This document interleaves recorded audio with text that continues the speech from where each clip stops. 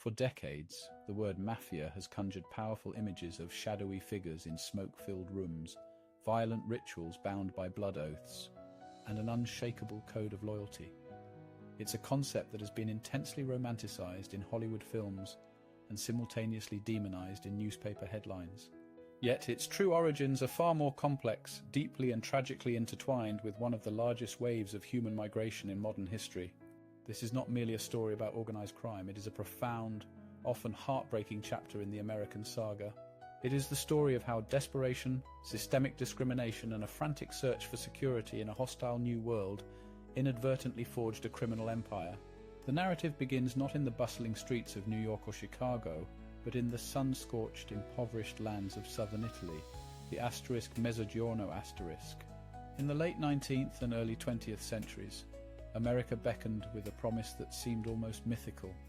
It was a land of opportunity, of streets paved with gold, a haven from the grinding, semi-feudal poverty and political instability that plagued regions like Sicily, Calabria, and Campania.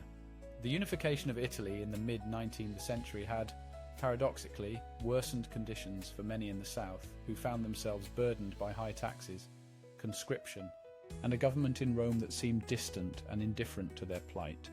And so they came. Between 1880 and 1920, a staggering exodus occurred, with over 4 million Italians embarking on the perilous journey to the United States. They were overwhelmingly from the agrarian south, peasants and labourers leaving behind their ancestral villages, often with little more than the clothes on their backs and a heart full of hope. They crowded into the steerage compartments of massive ocean liners, enduring squalid conditions for weeks on end. Their dreams of a new life as vast and formidable as the Atlantic Ocean they crossed. Arriving in bustling port cities like New York, Boston, and New Orleans, they stepped onto American soil, ready to build a new future. However, the golden promise of America quickly tarnished, revealing a harsh and unforgiving reality. Far from a land of easy riches and welcoming arms, they found themselves relegated to the very bottom of a rigid social hierarchy. They faced a wave of intense and vicious xenophobia, fueled by anti-immigrant and anti-Catholic sentiment. The dominant Anglo-Protestant culture viewed these new arrivals with deep suspicion and contempt. Newspaper cartoons of the era became a weapon of prejudice, grotesquely caricaturing them with dark, simian features, depicting them as violent, lazy, intellectually inferior, and clannish. Derogatory terms, slurs meant to demean and dehumanize, echoed in the streets, a constant and painful reminder of their outsider status. The very words Italian immigrant or Italian American were often weaponized, spoken with a venom that made clear they were not considered truly American, and certainly not white in the same way as earlier immigrants from Northern Europe. Their language was seen as alien, their devout Catholic faith was distrusted in a predominantly Protestant nation, and their close-knit family customs were misinterpreted as a sinister refusal to assimilate. The rising tide of the eugenics movement provided a pseudo-scientific justification for this prejudice, labeling Southern Italians as a racially inferior stock that threatened the purity of the American population. Forced into self-segregation by both economic necessity and social ostracism, most new immigrants settled in overcrowded, unsanitary urban tenements, forming the densely packed enclaves that would become known as Little Italies. These neighborhoods, while providing a comforting bastion of familiar language and culture, were often plagued by poverty, disease, and neglect.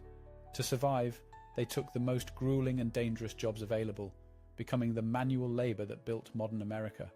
They dug canals, laid railroad tracks, bored subway tunnels, worked in coal mines and steel mills, and toiled on construction sites, all for meager wages that were often less than what other workers received for the same labor. The padrone system, where a labor boss, often an earlier Italian immigrant himself, acted as a middleman, frequently devolved into exploitation, trapping newcomers in a cycle of debt and low-wage work. Navigating the American legal and political system was a near impossible task for people who spoke little to no English and were met with open hostility from authorities. When they were wronged, cheated by an employer, robbed or assaulted, there was often no one to turn to. Local police, influenced by the prevailing prejudices, frequently viewed them with contempt, offering little protection and, in some cases, actively participating in their exploitation. This systemic neglect reached its most horrific peak in 1891 in New Orleans, when a mob stormed a prison and lynched 11 Italian-American men, some of whom had just been acquitted in the murder trial of the city's police chief. It remains one of the largest mass lynchings in American history, a brutal testament to the fact that for Italian immigrants the promise of American justice was a lie.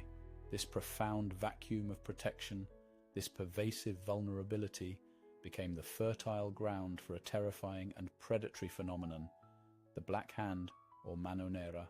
It's crucial to understand that the Black Hand was not a single, unified organization like the later Mafia.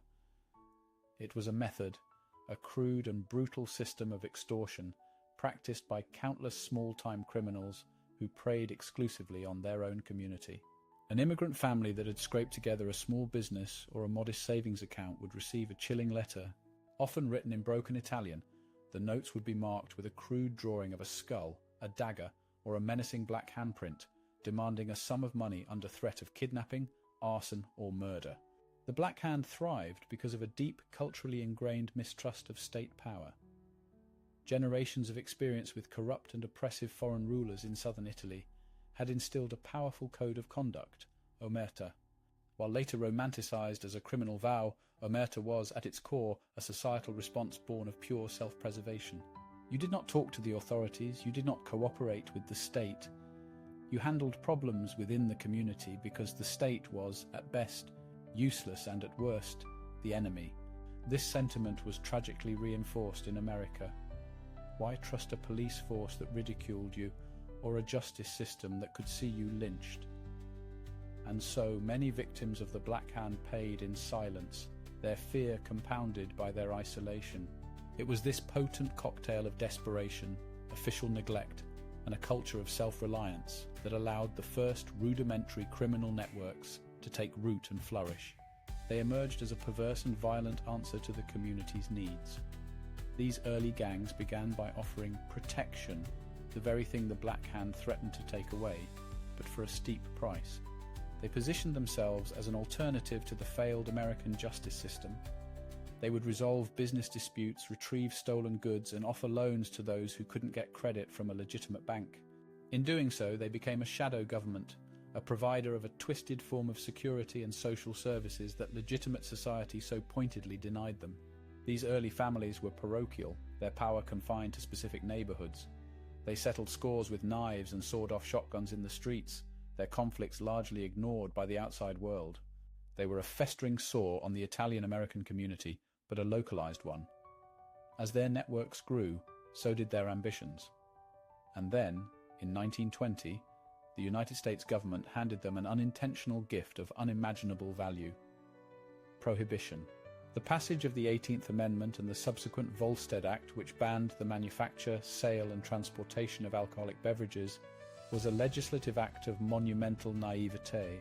Instead of creating a more moral society, it created an unprecedented multi-billion-dollar illicit industry overnight. A thirsty nation did not stop drinking, it simply began buying its liquor from criminals. For the fledgling Italian gangs, who already possessed established networks, a familiarity with operating outside the law, and a willingness to use violence to protect their interests, this was the ultimate opportunity. Prohibition became the great incubator, the crucible that would transform these localized street gangs into sophisticated, wealthy and powerful criminal enterprises. The once modest profits from small-time rackets were suddenly dwarfed by the immense fortunes to be made from bootlegging, smuggling and operating clandestine speakeasies. As the Roaring Twenties surged forward, this flood of new wealth fueled the rise of a vibrant new generation of Italian-American gangsters. They were not the old-world traditionalists, the stern, insular Sicilian bosses often referred to as Moustache Petes. Those elders, men like Giuseppe, Joe the Boss Masseria, clung to old customs, were deeply suspicious of outsiders, and ran their operations based on ancient village rivalries. The new generation was different. They were young, American-born or raised, and saw the world through a different lens. They spoke English fluently, wore tailored American suits, and possessed a pragmatic, corporate vision for crime that their elders could never fathom. They saw the potential for a national, multi-ethnic business empire. This sudden influx of wealth and the clash of generational ideologies inevitably led to conflict. The ambition of ruthless, forward-thinking individuals like Charles Lucky Luciano, who instinctively grasped that the old warring factions were an obstacle to maximizing profit, put him on a collision course with the entrenched old guard. This profound ideological conflict erupted into one of the most brutal periods in American underworld history, the Castellamarese War. Ravaging New York's underworld from 1930 to 1931, this was a bloody civil war for supremacy, pitting the faction of Joe the Boss Masseria against a rival group of Sicilians from the town of Castellammare del Golfo, led by Salvatore Maranzano. The streets of New York ran red as dozens of gangsters were gunned down. Luciano, a brilliant and duplicitous strategist, played both sides against each other, biding his time. The war reached its grim culmination with the carefully orchestrated assassinations of the two primary Old World bosses. In April 1931, Luciano lured Masseria to a restaurant in Coney Island. After a game of cards, Luciano excused himself to the washroom, at which point a team of gunmen burst in and riddled Joe the Boss with bullets. Having betrayed his own boss, Luciano then temporarily allied himself with Maranzano. Maranzano, victorious, declared himself the capo di tutti I capi, the boss of all bosses, and attempted to structure the American Mafia like the Roman Empire, with himself as Caesar. But his reign lasted only a few months. His old-world dictatorial style was precisely what Luciano and his modernizing allies, including Jewish gangsters like Meyer Lansky and Bugsy Siegel, sought to eliminate. In September 1931, Luciano sent a team of his Jewish associates, disguised as IRS agents, to Maranzano's Manhattan office, where they shot and stabbed the newly crowned king of the underworld to death. With this final definitive move, Luciano signaled that the old ways were dead. A new era had begun. What transpired next was nothing short of revolutionary for the American underworld. Leveraging his strategic alliances and his reputation as the man who had ended the ruinous war, Luciano implemented his grand vision, a national crime syndicate.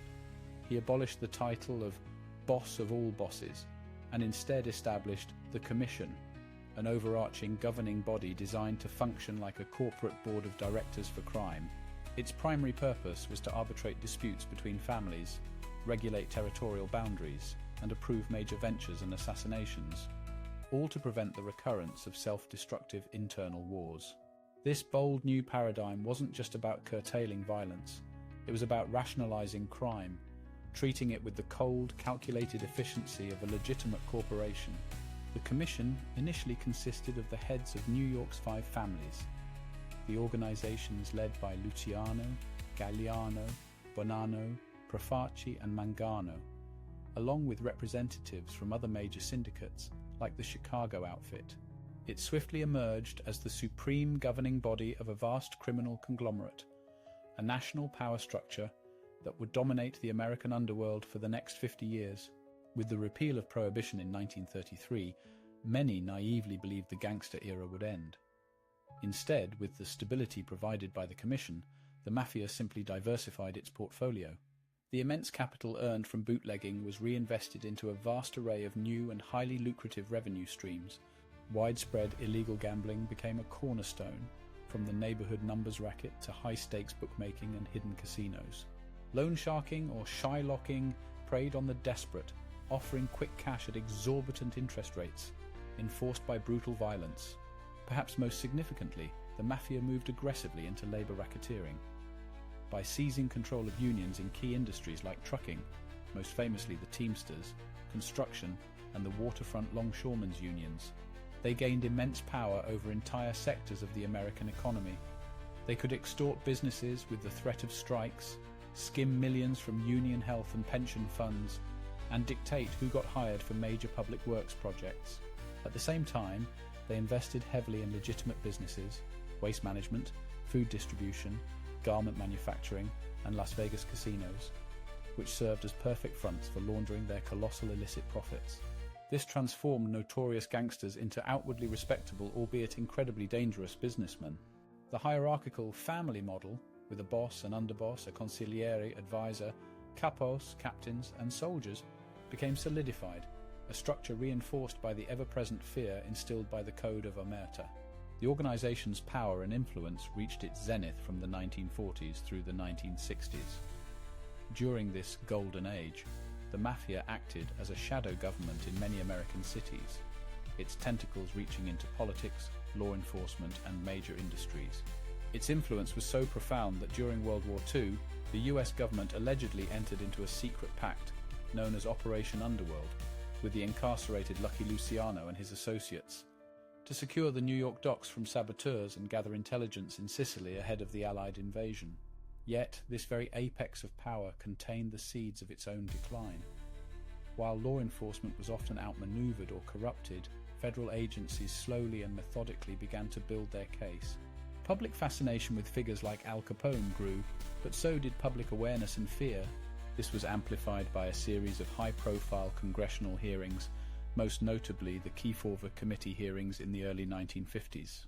Televised across the nation, these hearings dragged powerful mob figures into the living rooms of ordinary Americans, exposing the syndicate's chilling reach and shocking a nation out of its complacency.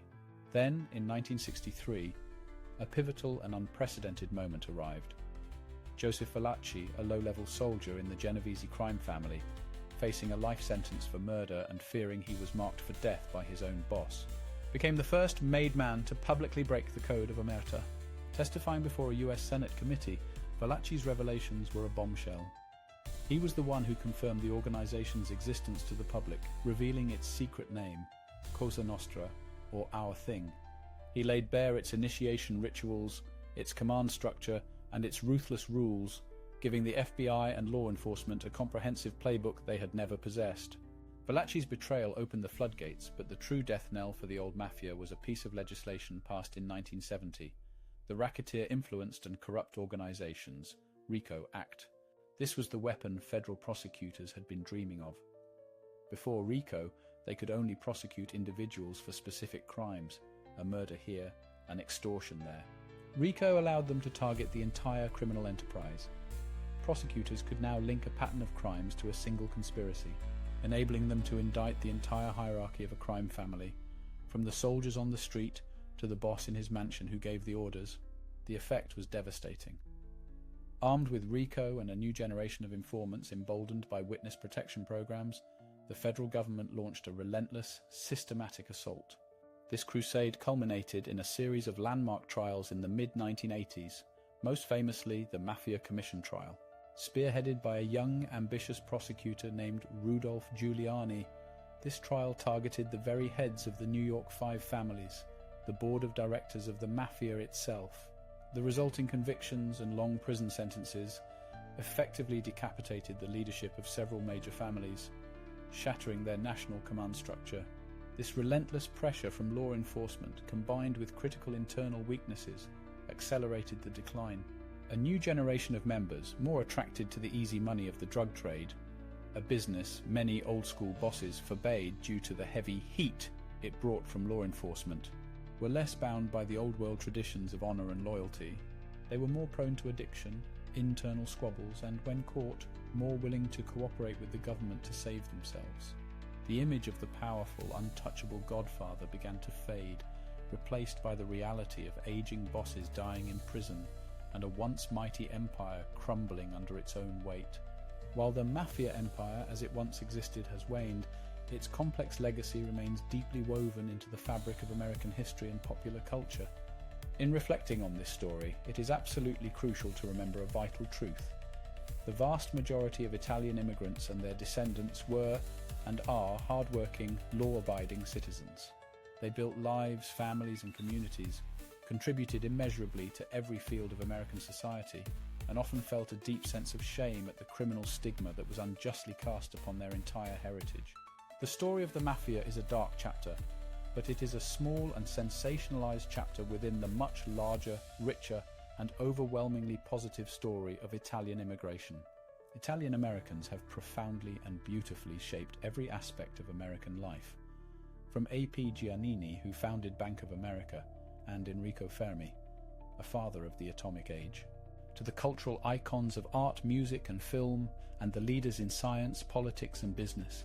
Theirs is a legacy not of crime, but of perseverance, family, faith, and innovation. Ultimately, the story of the American Mafia serves as a stark and enduring reminder of how societal failure can create monsters. It demonstrates how desperation born from poverty and alienation born from prejudice can create a void that will inevitably be filled by something else. It is a cautionary tale about the systemic vulnerabilities that exist in any society, the dangerous allure of illicit power, and the dark, complex, and often violent side of the American dream.